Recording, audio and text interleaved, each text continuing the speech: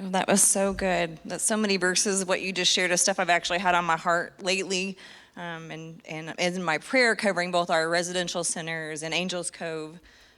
As we are their temporary home, we're not their permanent home, and we know they stay with us for a short period of time. But all those verses, like I pray that is the feel that they get from us. That is our hearts as staff. And what is important to us. So I'm talking for Holly Kelly, who is the site manager for Angels Cove, and she had memorial service for her brother this morning and wasn't able to be here. I hate that she's missing this. I'm always so blessed to be here with you all. I think there's something special about women, and I love you few men that are here, but just something special about women being together, and always just so encouraged when I leave here. I'm like, this is the work I get to do every day, and I feel like you all and your interactions are so encouraging to me. So Angels Cove, 2020 for Angels Cove, I feel like was really difficult for us, to be honest. We had a few girls right when COVID hit that really were ready to go home, and so COVID hitting just kind of nudged us to go ahead and get them transitioned home. And then we kind of decided to kind of close things down, and really thankfully then didn't get any phone calls, because that would have been a really hard decision for us to decide not to place people who needed us.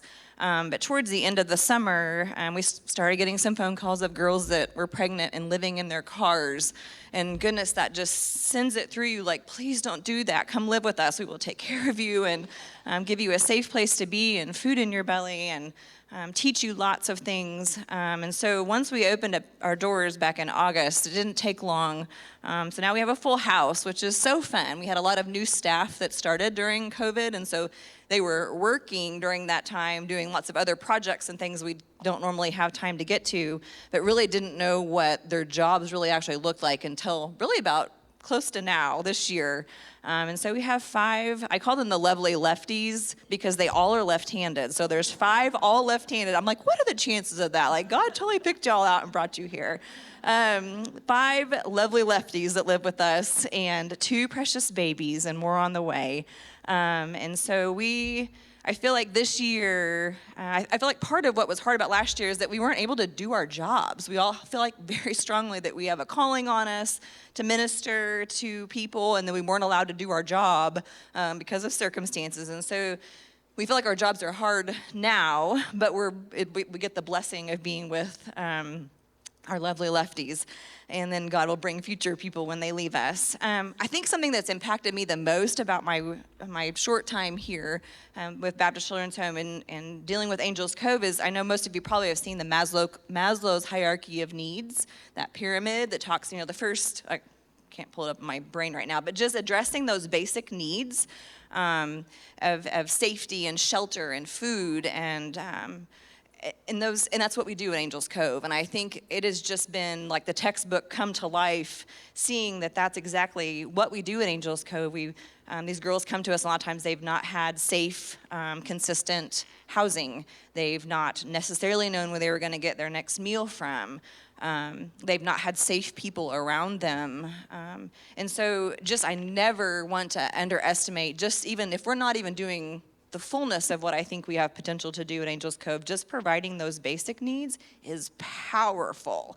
And so I see mamas, and when I speak about our mamas, it's the 2.5 years I've been here, that maybe have had previous kids taken away from them, so they've tried this parenting thing and it hasn't gone so well, or they've had nobody in their life that properly showed parenting. I've seen, so in our situation, they're able to kind of grow into the fullness of who they are as a mom and have people around them that are going to model and support this difficult job of becoming a mom. I'd say it humbled me. I went into it with way too much confidence, thinking we both got master's degrees in social work. We got this. Oh my goodness, it's so hard. And so just to watch them grow into their roles, I think also another important role we play is that not all of our moms will choose, and they're pregnant, but they may not choose to parent. And so to make and be with them and walk along that journey with them and support them in that really tough decision about possibly to place their baby with another family. And so that's a safe place for them to talk about those things. and have those really difficult conversations. And so it is such a privilege, and we just love our girls so much. I envision sometimes in my head, they're like a tangled ball of yarn. So maybe you like who crochet, and then I don't know if, maybe you've gotten a ball of yarn that's just full of knots and tangles, and then you have to kind of undo all of this, to get to where you can make your finished product. And so I feel like our job is to help them. They kind of come to us and hand us this tangled ball of yarn, and our job through our case management, we do tons of case management with the girls, to get to this end result of, maybe a job. We've got to do these 20 things because they don't have IDs and they don't have all these other things done, so to work on all these individual things so we can get to the end result. But we've got great staff who just love what they do and love their jobs, and all the verses you talk about, that's exactly what the hope and the feel is at Angels Cove. They're so glad to get out of the house. We've been really careful with them and with babies and COVID. So this is like the first, they were all like, yes, we'll go, because letting us out of the house. So I'm so glad to have you all here. And so this is my friend Jess. And this is her beautiful baby, Iris. So she's our newest baby born. And to watch Jess come into being the fullness of the difficulties of mom and postpartum is just so hard. She is rocking it. Like, we are so proud of her.